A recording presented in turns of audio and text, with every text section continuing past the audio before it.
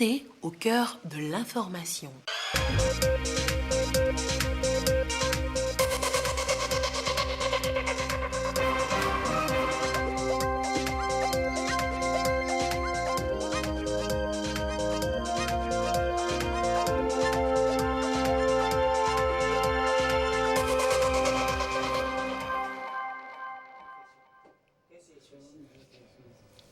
Voici d'abord les titres de ce journal. Ballet de personnalités ce dimanche à Lomé. Elles arrivent pour la réunion lundi du groupe de soutien à la transition malienne. Le Togo, vous le savez, est aux côtés de la stabilité au Mali. Un an de Covid-19 au Togo depuis ce 6 mars. Nous jetterons dans ce journal un regard analytique sur la situation économique du pays, situation économique donc touchée fortement par la crise sanitaire. Et nous verrons également dans la région centrale les préparatifs pour la vaccination qui démarre dans les tout prochains jours. Bonsoir madame, bonsoir monsieur. Activité à la présidence de la République ce dimanche. Le chef de l'État a reçu M. Sabri Boukadoum. Il est ministre algérien des Affaires étrangères, porteur d'un message du président Abdelmadjid Tebboune. Les deux chefs d'État, au cours de l'audience, ont abordé des sujets de relations bilatérales et autres d'ordre socio-politique en Afrique. Écoutons M. Sabri Boukadoum. Il est au micro de Ramdan Bassina à la sortie de l'audience. Le Togo est l'un des plus grands contributeurs au niveau de l'aménagement au Mali. Le 10 février, nous avons connu un incident où il y a eu un certain nombre de nos collègues togolais qui sont blessés. Un capitaine est décédé. Je suis venu d'abord présenter mes condoléances au président Faure et à travers lui à tous les Togolais pour cette perte. Deuxièmement, lui dire notre satisfaction d'avoir avec nous un contingent avec beaucoup de professionnalisme, qui fait bien son travail. Et le Togo doit être fier de cette présence de ses fils et filles au Mali pour la recherche de la paix dans ce pays frère. Le Mali traverse une crise. L'Union africaine a mis en place un groupe d'appui à la transition. Ce groupe va tenir une réunion de demain. Je suis venu également participer à cette réunion et j'ai demandé au président Faure quels sont ses conseils, ses orientations pour qu'au sortir de ce groupe de soutien, on puisse sortir avec des recommandations qui peuvent nous aider là-bas sur place pour qu'on aide nos frères et sœurs maliens pour que cette transition qui offre une fenêtre d'opportunité ne puisse pas encore être une occasion ratée. Nous écoutions plutôt tantôt M. Mahamat Saleh Anadif, reçu également par le chef de l'État ce dimanche. Il est le représentant spécial du secrétaire général de l'ONU et du chef de la MINUSMA au Mali. Il est venu présenter ses condoléances au chef de l'État et au peuple togolais suite à la perte d'un de nos soldats de la paix, ainsi que ses prompts rétablissements aux blessés. Au menu des échanges également, ils ont parlé de la réunion à Lomé ce lundi du groupe de soutien à la transition malienne. Nous avons donc écouté l'émissaire malien Mahamat Saleh Anadif qui était au micro de Ramdan Bassina. Retour donc sur l'autre activité, l'autre audience qu'a accordé le chef de l'État ce dimanche. Il a donc reçu M. Sabri Boukadoum, ministre algérien des Affaires étrangères, porteur d'un message du président Abdelmadjid Tebboune. Nous l'écoutons au sortir de l'entretien. J'ai été très honoré d'être reçu par le président Faure Gnassingbé. La première chose, c'est lui transmettre d'abord les meilleures salutations de son frère, le président Tebboune, président de l'Algérie. Lui dire aussi les meilleurs sentiments fraternels et de coopération entre l'Algérie et le Togo. Le président m'a donné beaucoup de conseils sur la situation dans la région, donc les différentes questions, le Mali, la Libye, qui nous touchent tous. Nous avons parlé aussi de la coopération bilatérale avec la volonté de l'Algérie de densifier encore plus les relations avec le Togo dans beaucoup de domaines traditionnels qui datent depuis très longtemps. J'étais très honoré. Ce sont des relations de respect, d'amitié et de fraternité. Vous savez que l'Algérie a de très longues frontières avec le Mali. Nous avons des liens familiaux, tribaux, humains depuis très longtemps. Donc nous allons partager notre expérience entre les pays de la CEDEAO et d'autres organisations internationales aussi, avec le Togo. Nous sommes particulièrement heureux que le Togo s'implique et joue un rôle primordial dans la situation au Mali pour améliorer pour tout le monde, dans le bénéfice de tout le monde. D'abord des Maliens, ensuite de tous les pays de la région, que ce soit le Togo ou l'Algérie. Sabri Boukadoum, ministre algérien des Affaires étrangères, au sortir de l'audience ce dimanche à la présidence de la République togolaise. L'arrivée dans notre capitale du ministre algérien donc, des Affaires étrangères offrait une belle occasion de revisiter la coopération bilatérale entre l'Algérie et le Togo. Sabri Boukadoum a eu donc une séance de travail avec Robert Doucet. Ils y ont longuement parlé de l'accord d'Algérie, donc signé en septembre 2019 relatif à la collaboration des deux pays dans de nombreux domaines. On fait le point avec Robert Potogbe et Yasmine Kodjia.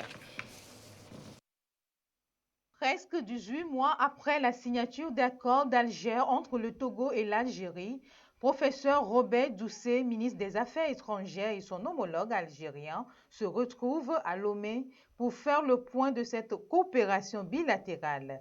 Les deux diplomates ont passé en revue les grandes lignes de la feuille de route élaborée pour des sujets d'intérêt commun. Nous avions ensemble décidé de renforcer cette coopération dans plusieurs domaines, dans le domaine de l'éducation, dans le domaine de la santé, dans le domaine de la formation professionnelle et dans le domaine sécuritaire.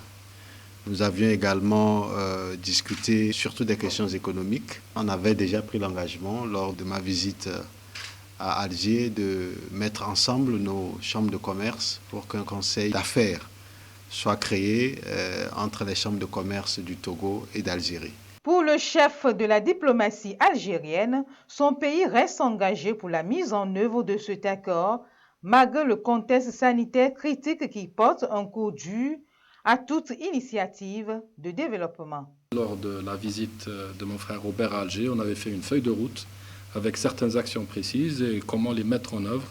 C'est une feuille de route que nous avons signée en septembre 2019. La feuille de route, je dois dire, comme le monde entier, nous avons tous été affectés par la pandémie du Covid-19, qui a fait qu'on n'est pas en retard, mais le monde entier est en retard donc dans toutes les ambitions. Nous espérons, c'est un nouveau domaine de coopération, comment combattre cette pandémie.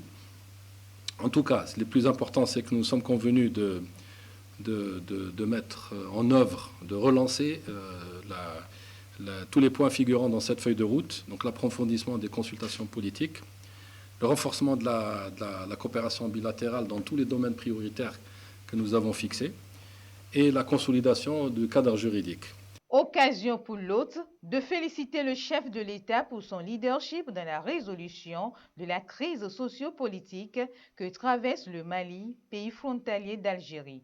Le premier accord de coopération bilatérale entre le Togo et l'Algérie remonte en 1976, conformément aux visions des deux chefs d'État d'alors.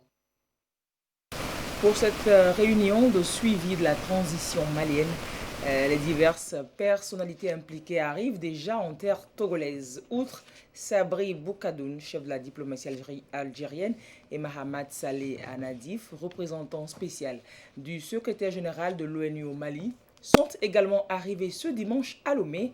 Souraïl Cherigui, il est commissaire paix et sécurité de l'Union africaine, et Jean-Pierre Lacroix, secrétaire général adjoint aux opérations de paix des Nations Unies. Ils ont été accueillis par le ministre Doucet des Affaires étrangères, entre autres.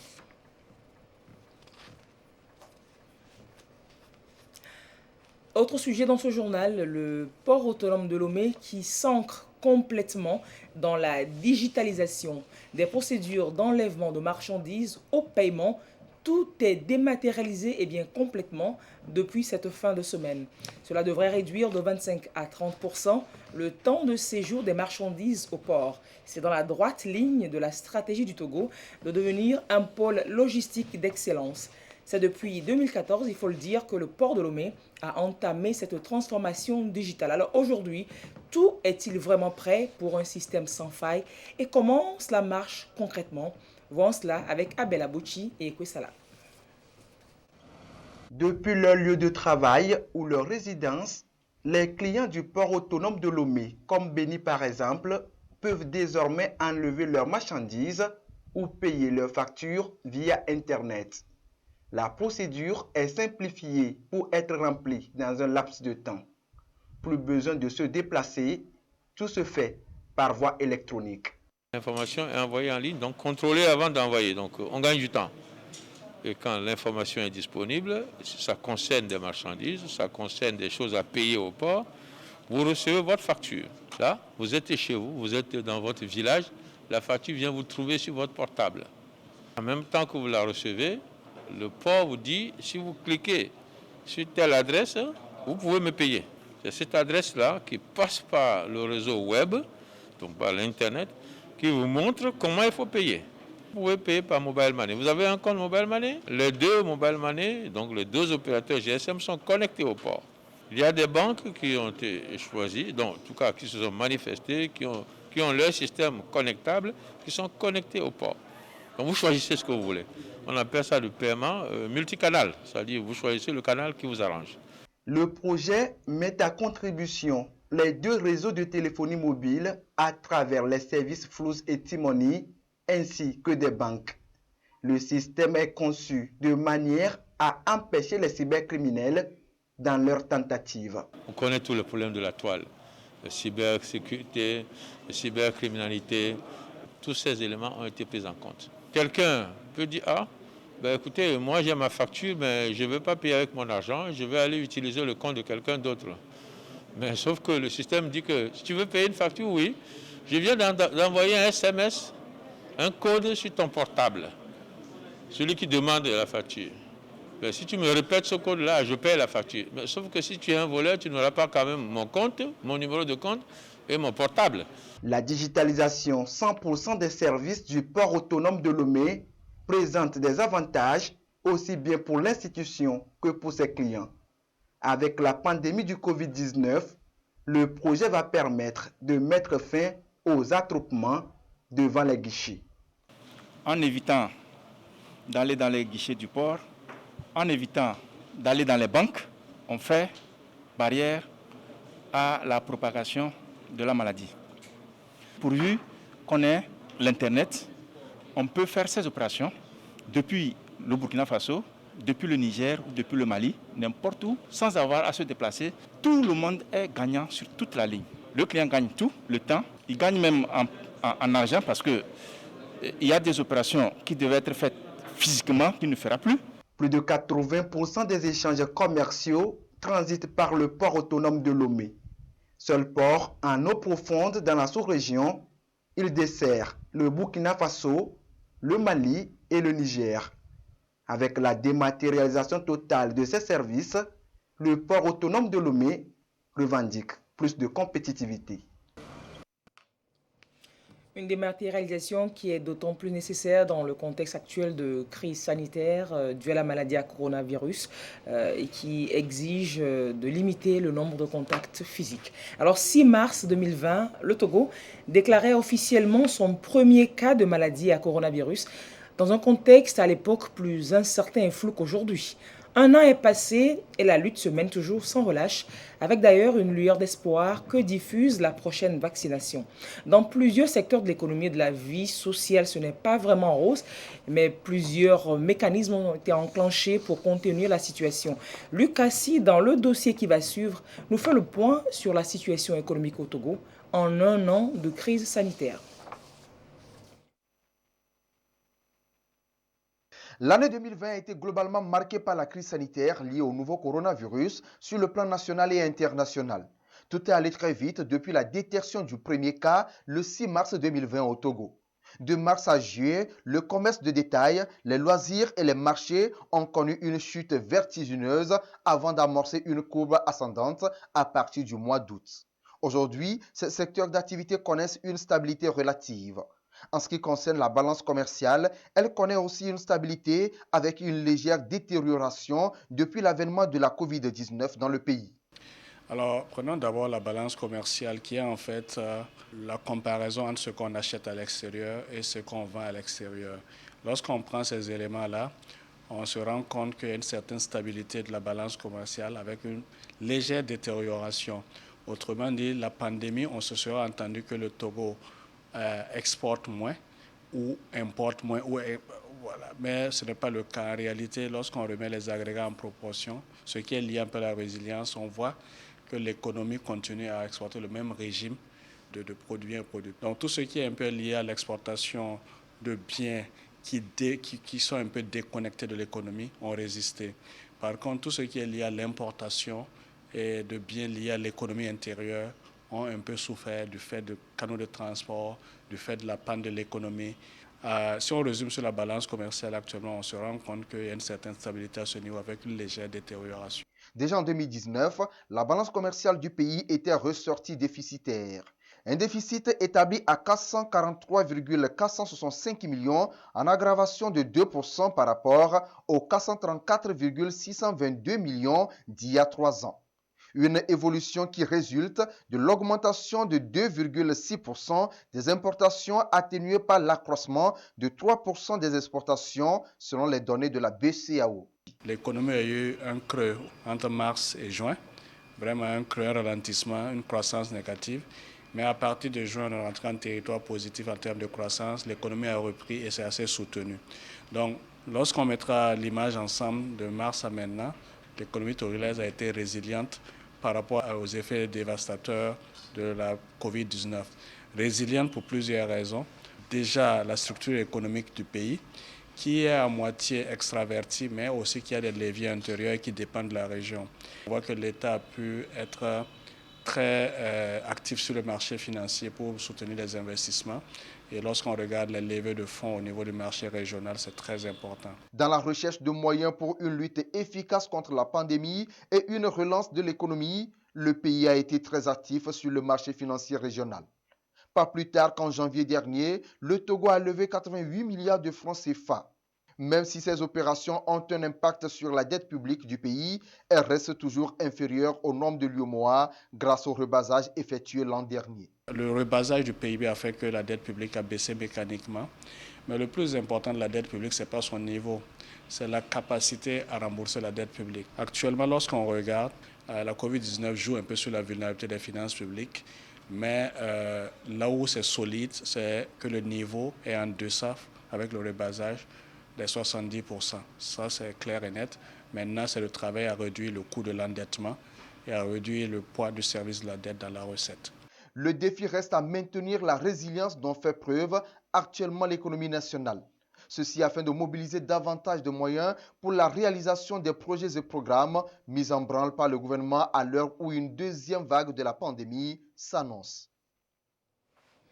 Le Covid-19 joue également sur la vulnérabilité des populations dans la région des savanes pour soutenir les ménages rendus vulnérables donc, du fait des mesures de lutte. Le gouvernement a versé leur tranche d'aide donc, aux populations. Novici est activé pour 2 semaines depuis le 22 février dernier. Dans cette région, une équipe de reportage de la TVT est allée constater l'effectivité de ce programme de revenu universel de solidarité à Naki Ouest. Nous sommes dans la préfecture de Tone. Suivons Chaznambaga.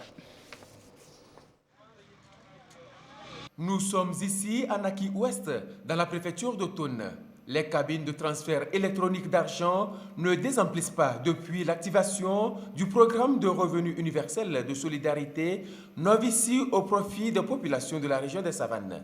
L'engouement est palpable autour de ce programme qui se propose d'apporter un appui substantiel aux personnes et familles vulnérables afin de leur permettre de reprendre leurs activités socio-économiques suite à la levée des mesures restrictives édictées par le gouvernement pour endiguer la flambée des cas de contamination de coronavirus constatés en début d'année dans la région des Savanes. C'est 6 000 que j'ai reçu pour le Novici.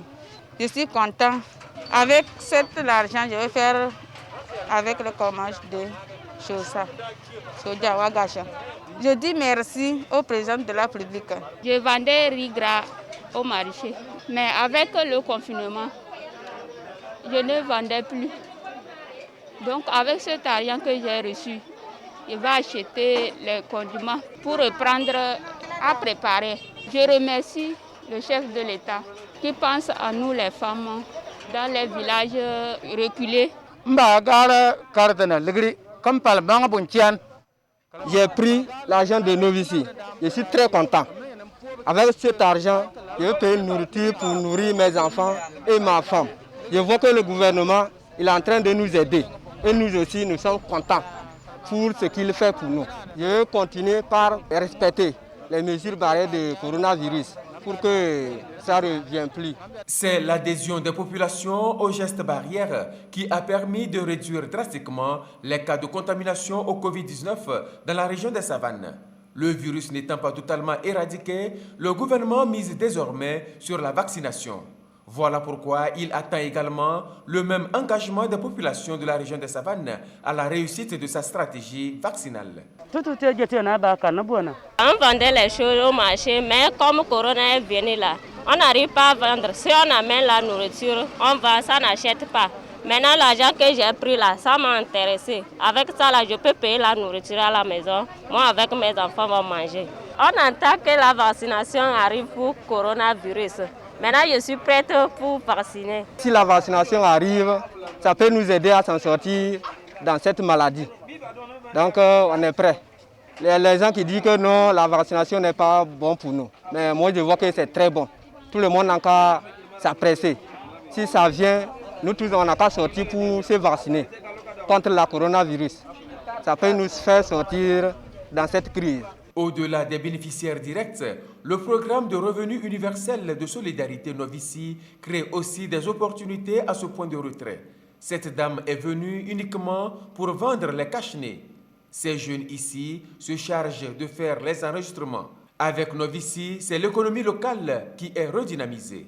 Nous sommes dans un milieu où les gens sont analphabètes, donc nous sommes là pour les aider à enregistrer leurs cartes. C'est 50 francs seulement, on les prend. Par jour, je peux enregistrer au moins 50 personnes et ça me fait 2500 par jour, je fais rentrer. Depuis une semaine, nous sommes là. Il y a un peu de l'embouteillage. Vraiment, ce n'est pas facile. Au moins 900 personnes par jour, on arrive à faire les opérations pour eux. Chaque jour, j'utilise plus de 5 millions ici pour satisfaire les gens. Vous voyez, si tu n'as pas assez d'argent, tu ne peux pas faire le travail. La commission, on gagnait 9 à 10 000 par jour, mais maintenant on arrive à gagner 20 à 25 000 par jour. Avec cet engouement observé aussi dans la ville de Tapaon, les populations bénéficiaires de la région des Savanes disposent encore de quelques heures pour retirer leur tranche d'aide Novici avant la fin du délai de 2 semaines, soit le 8 mars 2021. Des populations assez entreprenantes qu'on a vues. Alors, les premières doses du vaccin arrivent déjà ce soir au Togo. Le corps médical est privilégié parce qu'étant en première ligne dans la lutte, c'est grâce au dispositif COVAX que l'Afrique reçoit ses premières doses de vaccins, majoritairement des vaccins d'AstraZeneca. Après le Ghana et la Côte d'Ivoire, d'autres pays ont bénéficié cette semaine de leurs doses. La plupart ont déjà commencé d'ailleurs par vacciner leur population pour ralentir la contamination et diminuer les décès dus au coronavirus. Le dispositif COVAX, il permet de mettre à la disposition des pays défavorisés des vaccins gratuitement. Elle est initiée par l'Organisation mondiale de la santé. Nous en parlons avec Isaka Aruna, Robert Potogbe et Elia Gbanyadao. L'Afrique enfin dans une nouvelle phase de la lutte contre la pandémie de coronavirus. Avec l'initiative COVAX, les pays africains pourraient démarrer la vaccination en masse de leur population. Premier pays à recevoir cette dose de vaccin AstraZeneca de cette initiative, le Ghana a démarré sa campagne le 1er mars. En première ligne des candidats à cette vaccination, le président Nana Akufo-Addo. Il veut se servir d'exemple et rassurer la population. Son pays a reçu 600 000 doses de vaccin AstraZeneca. De quoi immuniser une partie de sa population d'ici fin juin. La Côte d'Ivoire est le deuxième pays africain à lancer sa campagne de vaccination anti-Covid. Plusieurs autorités gouvernementales, dont le secrétaire général de la présidence, Patrick Atti, ont été les premières à se soumettre à l'exercice, après avoir accueilli sa part de doses de vaccin AstraZeneca le 2 mars, tout comme l'Angola, le Nigeria, est entré également dans le mouvement. Le Kenya, la République démocratique du Congo RDC ont reçu leurs doses le mercredi. Toutes ces quantités d'AstraZeneca reçues par ces pays constituent une première vague selon la disponibilité du vaccin. L'Afrique a besoin de près d'1 milliard de doses pour vacciner au moins 60% de la population. Avec l'effectivité de l'initiative COVAX, c'est l'espoir pour ralentir la propagation du Covid-19. Des voix ne cessent de s'élever pour réclamer un accès équitable au vaccin. Selon le directeur général de l'OMS, Dr Tedros Adhanom Ghebreyesus, le vote pour l'équité en matière de vaccins est important. Des mesures concrètes, comme renoncer à la propriété intellectuelle sur les brevets de vaccins, doivent être prises. Ceci augmenterait la production, la couverture du vaccin et se débarrasser du virus. En Afrique, plus de 3 millions de doses, tous vaccins confondus, ont été déjà administrés. En attendant leur part de doses du dispositif COVAX, les autres pays africains, à l'instar du Togo, peaufinent leur stratégie pour mieux réussir leur campagne de vaccination. Le Togo accueille donc ce soir sa part de doses de vaccin AstraZeneca pour immuniser sa population.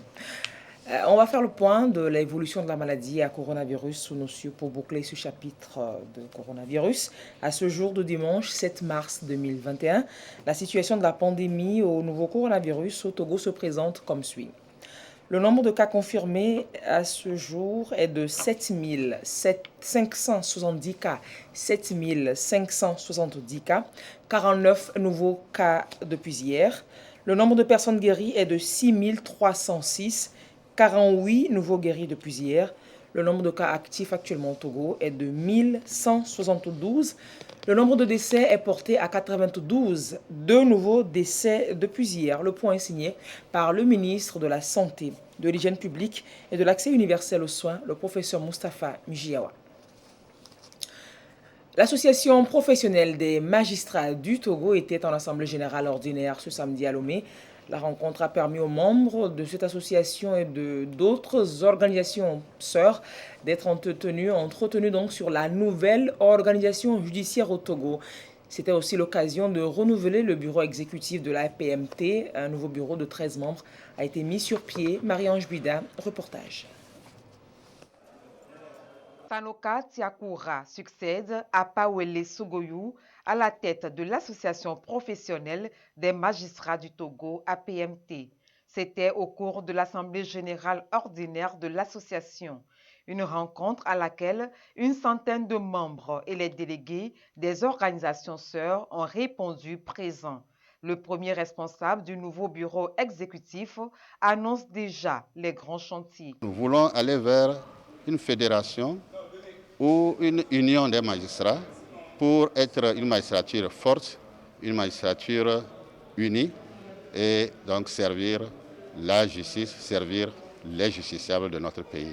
En termes d'action à mener, nous aurons à sensibiliser nos collègues sur l'éthique professionnelle et les amener à faire sienne tout ce qu'il y a comme règle en matière de déontologie et bien mener leur action pour que les justiciables soient fiers de nous, soient fiers de la justice. L'Assemblée a bien avant été entretenue sur le thème « La nouvelle organisation judiciaire », une thématique qui cadre avec l'actualité judiciaire du moment. Il y a un code de l'organisation judiciaire qui a été adopté en fin 2019 et ce code a abrogé l'ordonnance de 1978 et qui avait organisé donc la justice togolaise. Aujourd'hui, on parle de tribunaux de grande instance, TGI, de tribunaux d'instance à compétence correctionnelle, de tribunaux d'instance à compétence civile. Donc, les collègues ont posé des questions sur toutes ces notions et ont eu des éclairages de la part des conférenciers qui étaient des conférenciers de très haut niveau. La PMT a été créée en 1996 et regroupe une centaine de membres. Le nouveau bureau exécutif est composé de 13 membres élus pour un mandat de 3 ans renouvelable une fois. L'association est membre de l'Union internationale des magistrats et œuvre en tout temps pour le bien-être de ses membres que sont les magistrats. Et nous poursuivons ce journal avec ce communiqué du gouvernement. Le 8 mars 2021 sera marqué par la célébration de la Journée internationale de la femme, communément appelée Fête des femmes. Cette célébration donne habituellement lieu à des regroupements, à des attroupements et à des comportements susceptibles d'entraîner la propagation du nouveau coronavirus et par conséquent une flambée de la pandémie à la Covid-19 dans notre pays. C'est pourquoi le gouvernement rappelle les dispositions suivantes en lien avec les mesures barrières édictées depuis le début de la pandémie. Port obligatoire et correct de masques. Lavage régulier des mains à l'eau et au savon ou avec une solution hydroalcoolique. Distanciation physique.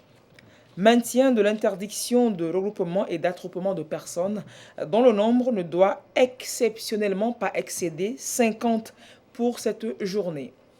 Interdiction de réjouissances populaires. Privilégier les repas à emporter. Maintien de la fermeture des discothèques. Le gouvernement compte sur le civisme et le sens de responsabilité de tous et de toutes pour le strict respect de ces mesures visant à endiguer la pandémie dans notre pays. Le communiqué signé par le gouvernement, il est fait le 6 mars 2021. Journée internationale des droits de la femme donc dans quelques heures sur le thème « Leadership féminin pour un futur égalitaire dans le monde de la Covid-19 ». L'Office togolais des recettes mène une campagne d'établissement gratuit de documents d'identité, campagne lancée à Kara depuis une semaine. On en parle avec Edwige Atakba-Bassabi à Taratem. Les femmes de l'Office togolais des recettes OTR, ensemble pour relever les défis liés à leurs conditions professionnelles, à la gestion des finances et au développement personnel. Elles portent ainsi sur les fonds baptismaux la plateforme associative des femmes de l'OTR. Nous sommes là pour des échanges entre nous, femmes de l'OTR, sur les défis auxquels nous faisons face dans le monde professionnel, dans notre vie de femmes salariées et de femmes mères et épouses. Nous avons décidé de mettre en place cette association parce que nous nous sommes rendus compte depuis quelques années que nous nous retrouvons le 8 mars, nous menons certaines activités et puis après nous nous séparons et c'est parti pour l'année prochaine. Or, les défis auxquels nous faisons face en tant que femmes sont des défis quotidiens. Et une rencontre une fois par an ne nous permet pas de faire face efficacement à ces défis. Donc nous avons décidé de mettre en place cette association pour de façon permanente échanger sur les défis auxquels nous faisons face et voir aussi comment aider la société parce que nous vivons dans une société et les actions voir ensemble avec l'appui de l'Office, les actions humanitaires et sociales que les femmes de l'OTR peuvent mener dans la société dans laquelle elles sont pour impacter cette société. Les femmes de l'OTR s'engagent également aux côtés des élèves. Elles entendent offrir aux enfants nécessiteux des documents d'identité, ceci grâce à la campagne « Un élève, une identité ». Les femmes de l'Office togolais des recettes, elles ont décidé cette année, plutôt que de penser à elles, de penser plutôt aux autres. C'est ainsi qu'il y a de cela un peu plus d'une semaine, elles ont lancé à Kara une campagne « Un élève, une identité » qui consiste à doter nos enfants, nos jeunes frères et sœurs, sans identité civile, c'est-à-dire sans acte de naissance et sans nationalité, de ces pièces importantes pour leur évolution et leur parcours scolaire et universitaire et même professionnel après. La plateforme va permettre aux femmes de discuter entre elles sur des sujets tels que les violences faites aux femmes, le harcèlement sexuel en milieu scolaire et professionnel, l'entrepreneuriat des femmes. Autant de défis à relever en vue de stimuler le leadership féminin dans les communautés. La Journée mondiale de la femme, au-delà du folklore, des pagnes et autres festivités, est l'occasion de faire le point sur les défis qui s'imposent encore à la femme et appeler entre autres notamment les jeunes filles à s'accorder de valeur pour leur réussite. Parallèlement, des voix s'élèvent aussi pour encourager, pour chanter la bravoure de ces femmes. Hommage aux femmes dans ce sujet de Sandra Aziagbe.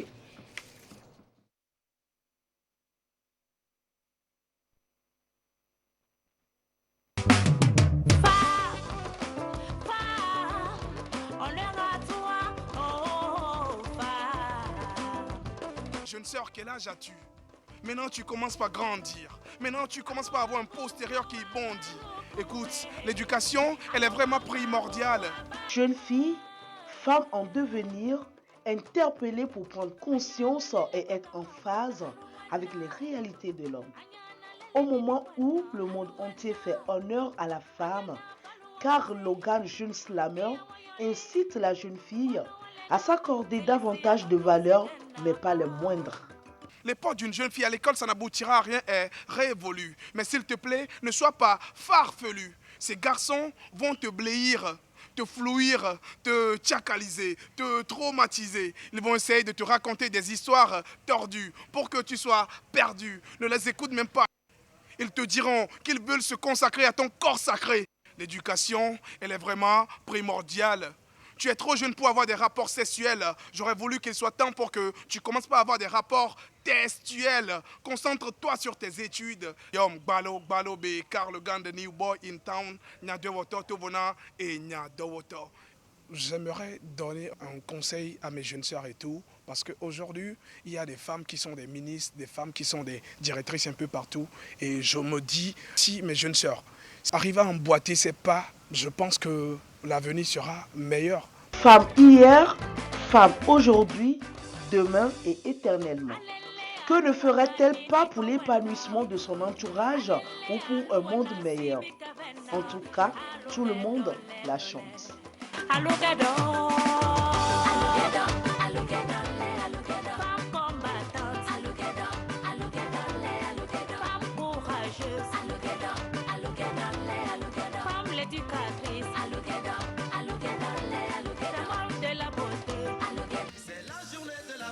Les femmes, à vous les honneurs. Vous êtes nos mères, nos épouses. Aujourd'hui c'est le jour des fleurs. Vous êtes amour, charme et douceur, lumière et celle du foyer. Vous qui inventez les hommes, présidents, rois, fous et voleurs. Vous êtes bonheur et l'orgueil, la vie et la mort des hommes. Malgré tout ce que vous êtes, nous vous aimons, car la vie c'est vous. Malgré tout ce que vous êtes, nous vous aimons, car la vie c'est vous. Qu'elle soit du monde agricole, fonctionnaire ou désœuvrée, elle, la femme, a des droits. Ces dernières sont appelées à se battre contre tous les stéréotypes, les inégalités qui freinent leur essor et épanouissement. La force du monde, la force des hommes, et comme les armes, la femme, la femme, la femme, la femme.